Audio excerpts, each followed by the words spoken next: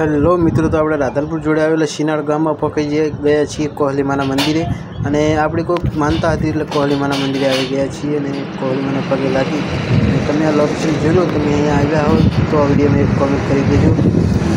કોઈ પણને શરીરમાં ખજરવા હોય, કોઈ તકલીફ હોય તો આ અહીંયા મીઠાની થેલી મારવાથી દૂર થઈ જાય છે.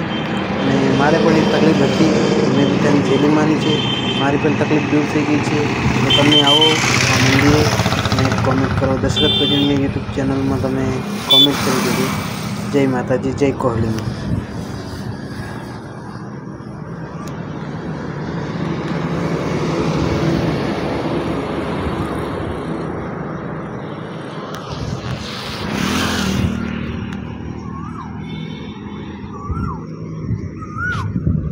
પાણી પીવું? જાઓ, પાણી પીતો.